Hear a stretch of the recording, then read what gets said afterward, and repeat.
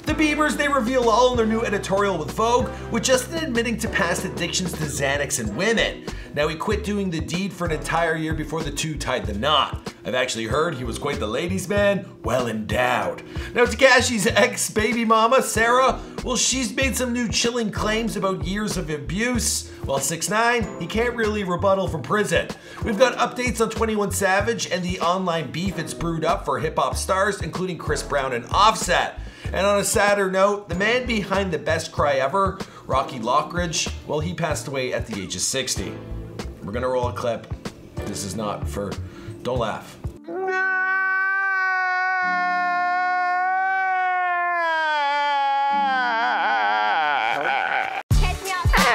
I'm in the hospital. You lie so much. Let's send the location. I'm number one. What's going on, guys? It's your boy Michael McCrudden and welcome back to Famous News. Now, thanks to all of you guys for your support with this new news show. It's been a lot of work, but it's been a lot of fun. The positive feedback, it does not go unnoticed. And if you're new to this show, well, be sure to subscribe, turn on them post notifications. Here we go. Also, the double uploads. It's been a lot on the team. We are gonna start moving some of these to our second channel. So go over there and hit subscribe. The best cry ever, we've all seen the video. It's become one of the most massive online memes of all time. The video taken from an episode of Intervention, well, today it sits at 70 million views. Plus there's multiple versions. Now today that video clip's hard to watch because, well, this great man, he's passed away. Now the story behind him prior to Intervention, it's a crazy one. Now Rocky, he was a boxing champ back in the 80s. He had a record of 44-9.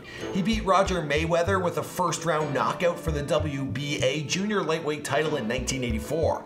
He then defeated Barry Michael for the IBF junior lightweight title that was in 1987. The challenger, number 3 ranked contender, Rocky Lockridge, sporting double the bouts, his 32-3, 26 knockout career. Now in the years that followed, he became addicted to crack cocaine. He spent some years living on the streets, but he eventually did get off drugs, and there was a desire for him to become a boxing coach. But sadly, he then suffered a stroke. The man just passed away. He was only 60 years old. Now, we would love to make a Before They Were Gone video on this man. You gotta let us know if that's something you want to see. I think he has a story worth telling. Moving on to Justin Bieber and Hailey Baldwin's editorial with Vogue. Well, the two, they talked about meeting way back in the day, like 2009, and then later they reconnected because of their love for the church. Well, footage of their earlier encounter, of course you've seen this, it's hit the web. It's my daughter Hailey. The third song. Yeah, we've been enjoying your music. Now in this editorial, things delve a little deeper with the Biebs revealing a past addiction to Xanax. And this was during his owning a monkey and peeing in buckets fiasco. Speaking on this, he stated, "I found myself doing things that I was so ashamed of, being super promiscuous and stuff.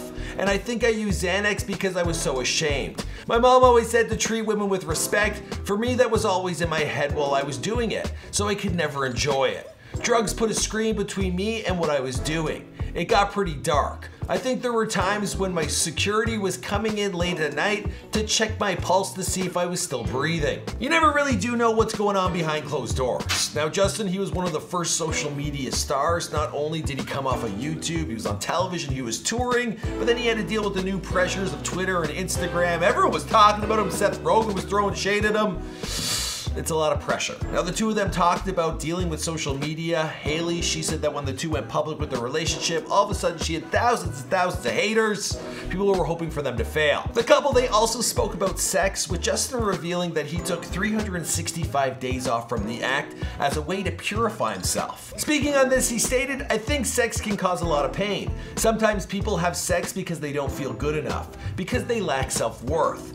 Women do that and guys do that. I wanted to rededicate myself to God in that way because I really felt it was better for the condition of my soul. And I believe that God blessed me with Hailey as a result. These are perks. You get rewarded for good behavior." It's a very cool little interview, and there are also some fantastic pics. Now we got a link to the full editorial down below. Now they also bought a house not far from where I filmed these videos. It's just outside of Toronto. And maybe if they see this, I could be invited over for some tea and biscuits. Just maybe. If you want that to happen, hit that like button. So we got updates on 21 Savage. Now, I got a little bit of heat here on this show. Yesterday, we titled our video After They Were British. And a lot of people, they saw the humor in it, but some people didn't think it was so funny. Now, in truth, I was pretty certain that he would be released by now. I'm sad to hear that isn't the case. He does have some new help with Jay-Z getting involved, helping acquire 21 a lawyer. He's also helped Meek Mill in the past. So Jay-Z's like becoming grandfather to all these rap stars. Very cool. Now Chris Brown, he posted a clip to Instagram of 21 Savage's XXL Cypher, but instead there was a British rapper playing over top. I believe it's Skepta. Anywho, Offset, he hit back at this post stating memes ain't funny, lame. In response, Chris Brown replied, if you a real man, fight me. Damn.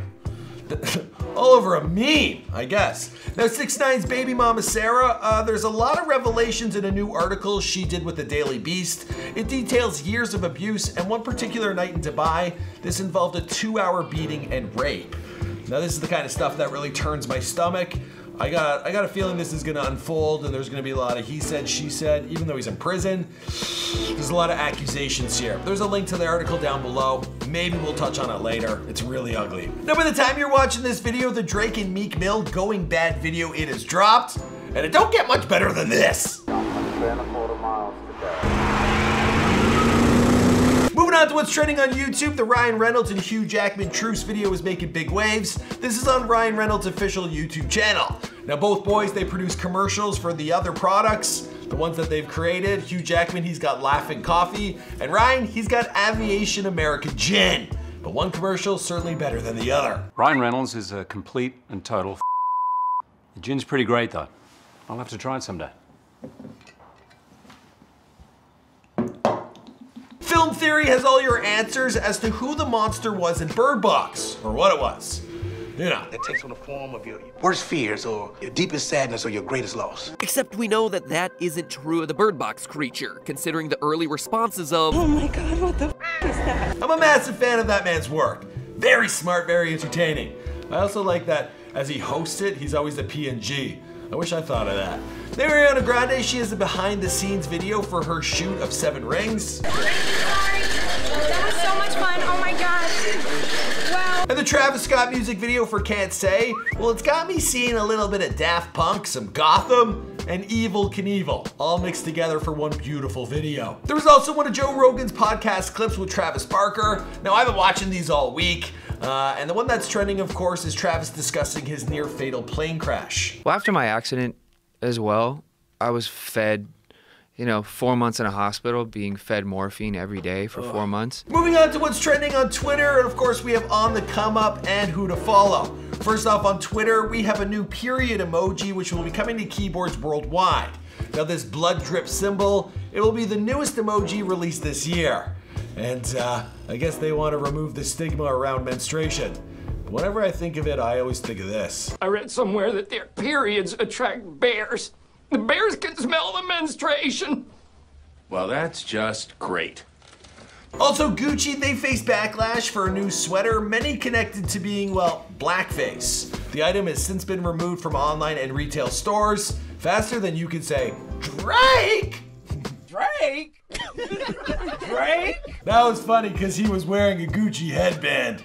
All right, with Who to Follow, now this is who I showed out, the guys that reach out to me in the DMs. Of course, there are some ladies as well.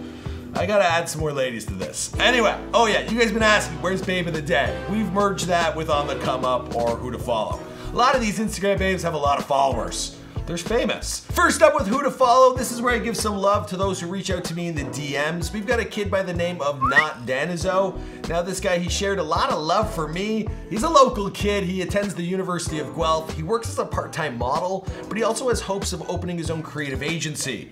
And he's got his own brand titled Love People Hate Society. You can check him out, there's links to everything down below. And with On the Come Up, the most requested video for me to make as of recent has been Lil TJ. He's got 517,000 followers on Instagram. The kid's only 17 years old and he's already landed himself an interview with Rolling Stone magazine. He's also already landed himself in prison. The guy is killing it on SoundCloud. He's one of their hottest artists, so we'll have to get working on his before they're famous. I'll probably get Jeremy to do it, but we'll get it done. Alright guys, I'm wrapping up this episode of Famous News. My name is Michael McCrudden. You can follow me on Instagram at McCruddenM. We do daily news posts there. You can find me on Twitter if you have any news stories. I'd love to hear back from you guys. Hit me up in the DMs. Scratch my back if you see me on the road. Poke me on Facebook. I'll see you in another video. Shake my MySpace account. No, my MSN account. Hit me up on ICQ. Okay, bye.